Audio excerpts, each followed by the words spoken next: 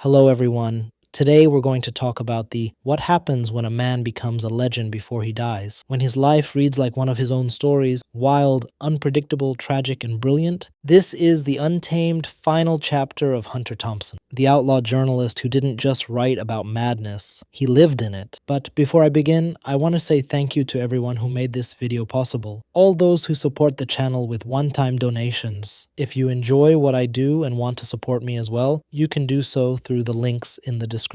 Now let's dive into our story. From stolen Hemingway antlers to cocaine-addicted cats, secret dinners, and a house called Owl Farm that was more like a living hallucination, this is the side of Hunter few ever saw. We were somewhere around Barstow on the edge of the desert when the drugs began to take hold. This is how Fear and Loathing in Las Vegas begins, the cult work of Gonzo journalist and writer Hunter S. Thompson. The same line accompanies one of the photos taken by his assistant Chloe Sells at his home, Owl Farm. In an interview with Bird in Flight, Chloe shares what Hunter was like in the last year of his life. Thompson died by suicide at age 67. Shortly before his death, he said that was exactly 17 years longer than he had planned to live. At one point, Hunter stole a pair of antlers from Ernest Hemingway. They were only returned after Thompson's death. Along with his method of suicide, he shot himself in the head. Chloe Sells became his assistant when she was 20. In 2003, a woman approached her at a bar and offered her a night job. That woman was Anita Thompson, Hunter's wife. Sells worked with Hunter for more than a year, photographing his home the entire time. She shared with Bird in Flight how she remembered Thompson and his estate in Woody Creek. Sells, an American photographer, lives in the UK and Botswana. She graduated from the Rhode Island School of Design in Providence and Central St. Martin's in London. She has participated in solo and group photo exhibitions and authored the books Swamp 2016 and Flamingo 2017. One night, Hunter called me into the kitchen and asked if I was really a photographer. I told him my photo book was being published by Taschen. He laughed, and I didn't argue. Hunter was just being Hunter. A moment later, he regretted laughing. He said his whole life had already been documented, except for his home, and that this ramshackle estate in Woody Creek, Owl Farm, absolutely needed to be photographed. From then on, I was free to shoot the house as much as I wanted. I still keep in touch with Hunter's wife now and then, but more often with his friends. I hadn't published those photos before. There never seemed to be the right moment. I wanted to contribute something more to the story of his life, something beyond what had already been told.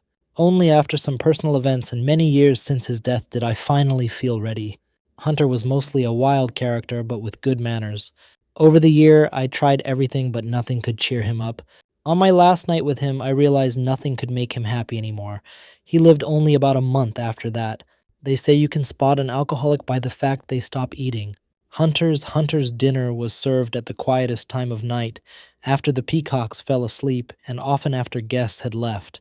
It was a chaotic blend of flavors: instant soup, chutney, peanut butter, salsa, mustard, chicory, celery, garlic salt, microwave turkey, Paul Newman's salad dressing, whiskey, coffee, beer, a cigarette. Floyd Watkins was a multimillionaire who moved to the neighboring Beaver Run Ranch with his Bengal tigers and plans to transform the area. He decided to divert the Woody Creek waters to his trout farm, which was met with disapproval. Things escalated due to his fierce neighbor at Owl Farm. Long story short, Hunter was accused of poisoning the fish. He was furious, went to Floyd's house and fired several shots. Charges were filed, though Hunter claimed he was defending himself from an attacking porcupine. It later turned out Floyd's son had accidentally poisoned the trout. Hunter loved taxidermy. He had a friend, a taxidermist from Down Valley, had trays of animal eyeballs to choose from. Once Hunter met Bill Clinton at the Deluxe Cafe in Little Rock, Clinton's first presidential campaign. Hunter wanted to give him a saxophone mouthpiece, and when he reached into his pocket for it, all the Secret Service agents in the room reached for their guns. Hunter believed in the symbolic nature of things and their ability to tell stories. Things were extremely important to him.